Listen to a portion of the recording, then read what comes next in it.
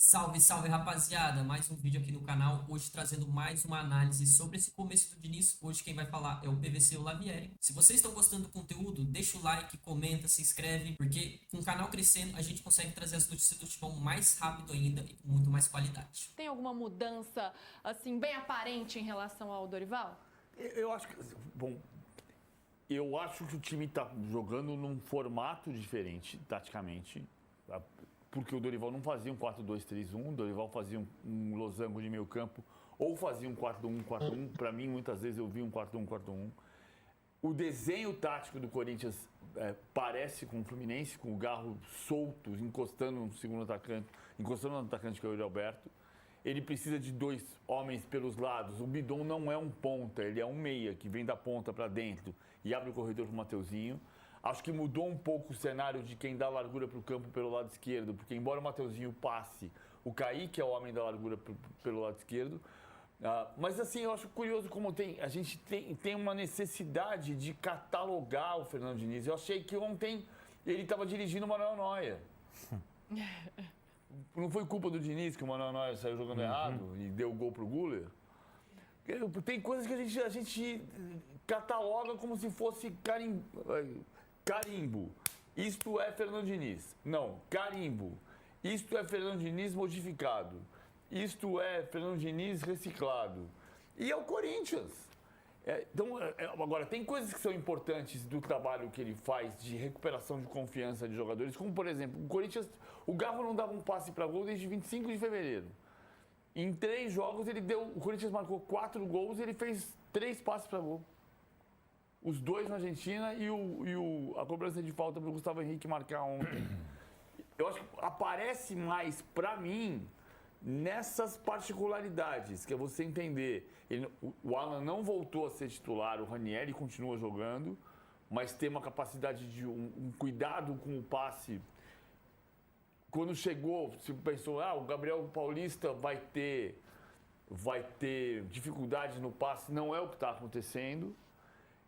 O Hugo Souza, como é que vai ser o Hugo Souza? O Diniz chegou no Parque São Jorge, o Hugo Souza não errou nenhuma saída de bola e o Neuer errou. Se você quer um copo térmico top do Timão, é só clicar no link fixado no primeiro comentário.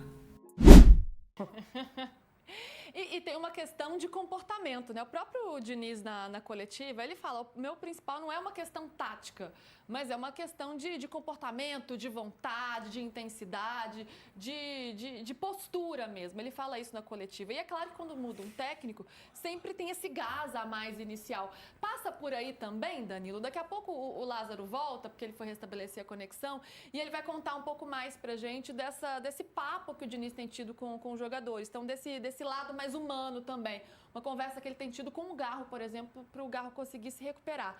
Passa por essa questão comportamental também, Danilo? Eu acho que ele tenta, pelo menos no papo ali, né, mudar esse ambiente do Corinthians. A gente tem que levar em consideração também que nas comparações com o Dorival, ele em nenhum momento ainda teve um Memphis. Então, acho que a grande novidade do time em relação ao que o Dorival tinha, que é a entrada do Kaique, também passa pela ausência do Memphis, porque eu acho que se o Memphis voltasse, o Kaique possivelmente não estaria nessa equipe. Então a gente tem que ver também este ponto, mas eu tô meio que com o PVC. Eu acho que o Fernando Diniz, ele atrai muito 8 ou 80, então tem muitos amores e muitos ódios no mesmo personagem, sendo que ele é um treinador que sim, tem a saída de bola dele, que às vezes ele gosta de fazer, mas ele não é o único, e ele tem todas essas características que você falou sobre como conversar com os atletas, essa parada técnica de hidratação, enfim, chame como quiser. A gente consegue ver várias vezes, ontem de novo, né, ele falando do estilo e o jeito dele falar com os caras.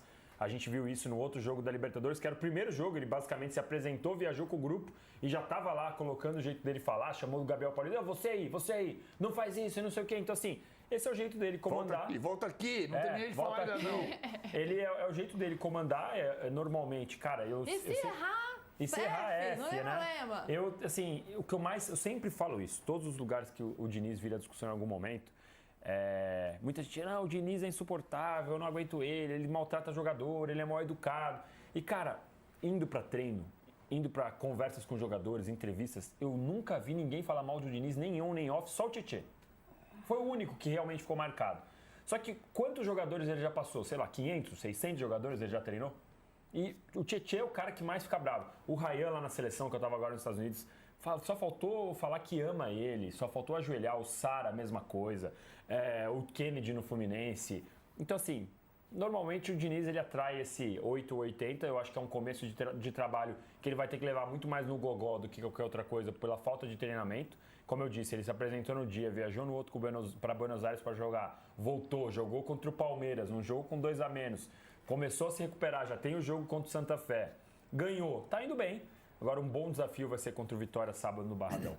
Bom desafio. E mesmo nessa loucura de calendário, uma curiosidade grande hoje no futebol brasileiro que ele tem repetido o time, né? Repetiu o time. Foi a terceira vez que ele repetiu o time, terceira Agora, vez seguida. Agora só uma vírgula pra gente discutir daqui a pouco. Eu achei o Santa Fé muito fraco. Também muito não apresentou, né? Muito... Eu não achei que o Corinthians jogou uma partida, o primeiro tempo... Foi médio. Foi médio, não foi uma partida exuberante do Corinthians.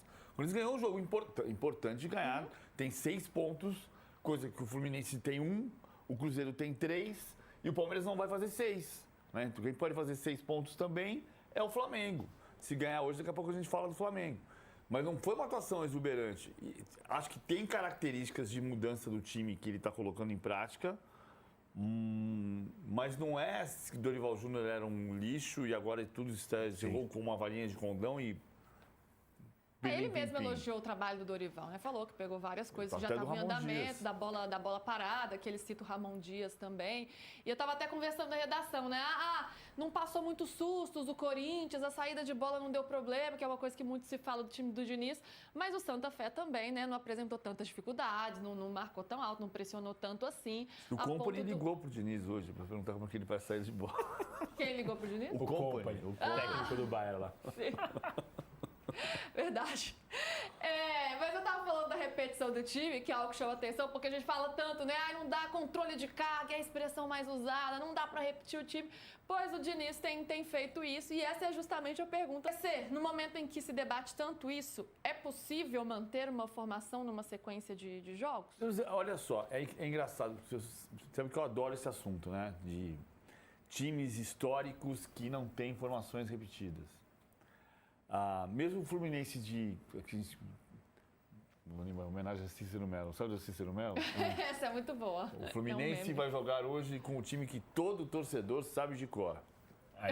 Fábio, Samuel Xavier, Nino, Felipe Melo e Marcelo. Tá na banda da língua, né? Do 1 ao 11 tá na banda da língua. André e Martinelli, Arias, Ganso e Queno e Cano na frente. Essa formação também não jogou o tempo inteiro junto, né? Quando você pegar o caso do Santos clássico de Pelé, Gilmar, Lima, Mauro, Dalmo, Zito e Calvé, Dorval, Mengalvio, Coutinho, Pelé e Pepe, é um time que jogou junto 10 anos? Não, 10 vezes. 10 jogos, ganhou 9 e perdeu 1. E o Flamengo de 2019? De 2019 jogou 8 vezes, ganhou 6, empatou 1 e perdeu 1. É pouco, né? Porque aquele time todo mundo sabia do 1 ao 11. Diego Alves, Rafinha, Rodrigo Caio, Pablo Mari, Felipe Luiz, William Arão, Gerson, Everton Ribeiro, De Arrascaeta, Gabigol e Bruno Henrique. Jogou junto 8 vezes. O Flamengo do Zico, de campeão de 81, jogou 4 vezes. Ele não vai repetir todo dia. Não vai repetir toda hora. Já não vai repetir sábado. O Mateuzinho está expulso. E o André também, já vai mudar 2 peças. Sim. Então, ele conseguiu repetir uma formação por 3 jogos e vai mudar. E ele vai achar situações. O Ranieri vai sair, o Alan vai jogar, e ele pode gostar do jogador que entrou no lugar de outro. Então... Quer falar inglês no automático? Você precisa aplicar o truque dos famosos. Essa é a O Diniz é o técnico mais carimbado do futebol brasileiro. Tudo que acontece é porque foi o Diniz. É porque aconteceu uma crise, é porque foi o Diniz. Talvez mais carimbado do que o Diniz hoje seja só o Roger Machado. Que a culpa de tudo que acontece no São Paulo hoje é do Roger Machado. E até a hora que aconteça alguma coisa que a torcida não fique satisfeita e que eventualmente mude. Ou que o Roger decole. O Diniz é um técnico campeão da Libertadores. É uma carreira repleta de títulos. Não, o Diniz foi vice-campeão paulista pelo Audax e no ano seguinte o Audax foi rebaixado no Campeonato Paulista. O Diniz foi campeão da Libertadores e Carioca pelo Fluminense e no ano seguinte o Fluminense não conseguiu fazer uma boa campanha e acabou saindo. Então, não tem uma característica específica. Tem situações de jogo que ele gosta como o Dorival Júnior gosta de outras.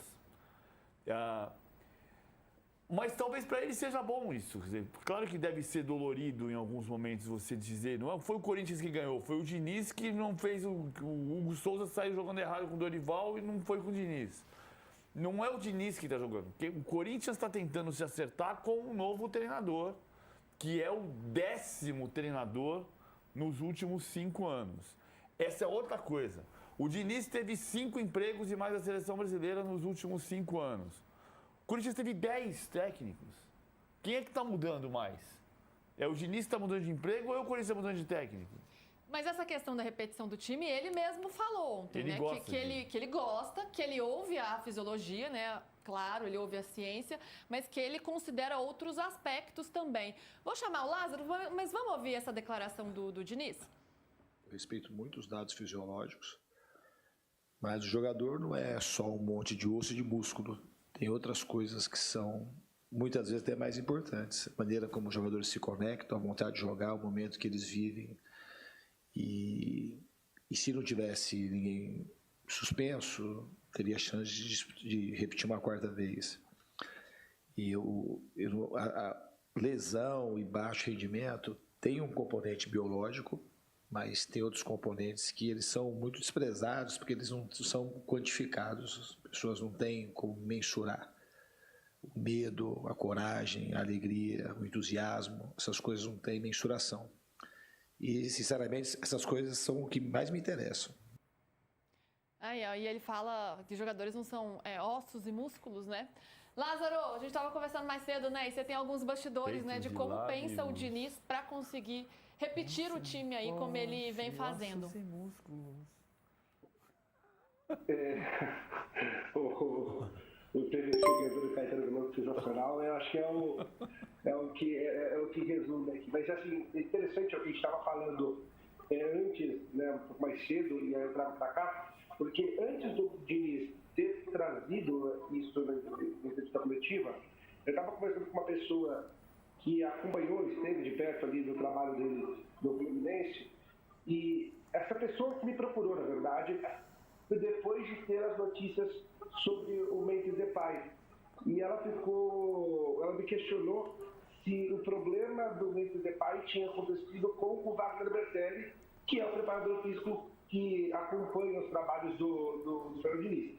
E aí eu trouxe que não, que foi um erro da preparação física do Corinthians, e aí as coisas fizeram sentido para essa pessoa que me trouxe mais informações sobre como o Diniz lida e como a comissão do Diniz lida, mas principalmente uma filosofia do próprio treinador em relação a essa questão física dos atletas. E aí ele me trouxe uma frase que a princípio eu imaginei até que tinha sido uma ironia, uma brincadeira, mas na verdade é fato. Que a frase é a seguinte: o Diniz entende que jogador feliz não se machuca. Que o jogador, quando ele está satisfeito, quando o jogador está bem, quando o jogador está com a cabeça bem, ele não se machuca. E, inclusive, ele usou como argumento uma sequência do Coutinho com o Diniz no Vasco. E aí, logo depois o Diniz começa a falar isso na coletiva, eu mando mensagem para essa fonte e falo para ele assim, o Diniz está basicamente falando isso na coletiva. E aí ele brinca assim, eu conheço bem o homem.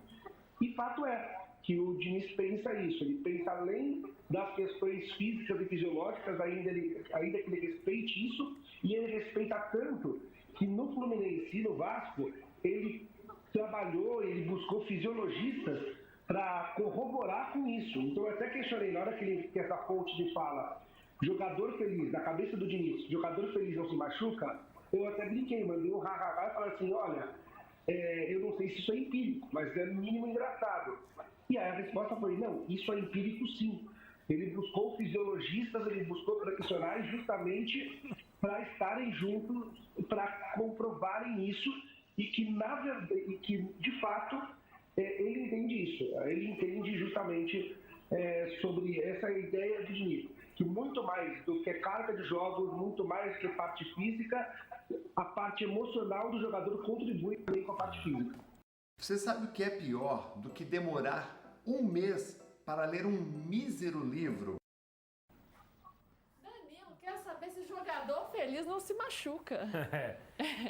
Eu entendo o que o Diniz quer dizer, né? Jogador feliz, assim, eu acho que ele trabalha melhor, mais confiante, o corpo tá melhor.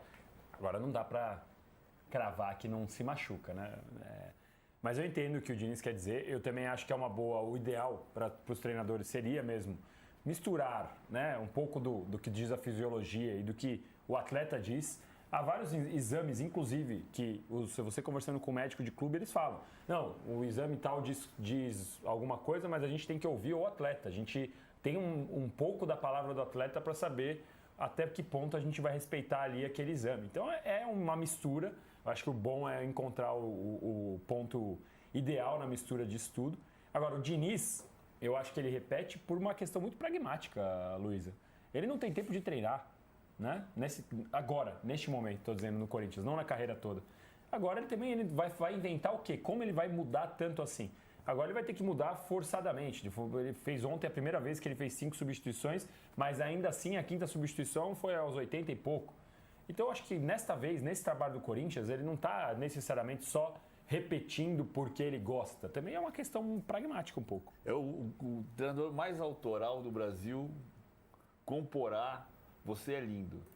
Você é lindo e sabe viver, você se faz feliz. Esse jogo.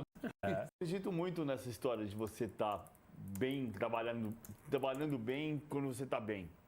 Eu realmente acredito nisso para a vida. Mas não é claro que não é matemática. Você pode se machucar, você pode ter um acidente, você pode quebrar uma perna, sim, ter uma lesão de joelho, bater na madeira. O ponto é que o Corinthians passou uma semana como não tinha passado em 2026.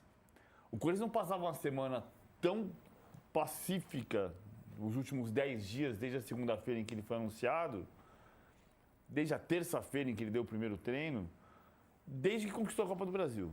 E ganhou a Copa do Brasil e saiu de férias, né? Então, desde que venceu o Cruzeiro na semifinal. E o jogo seguinte foi uma derrota para o Cruzeiro em casa. Foi o pós da Supercopa contra o Flamengo? Que ali também eles estavam bem, né? Estavam bem pelo título. O pós-jogo da Supercopa, qual que foi?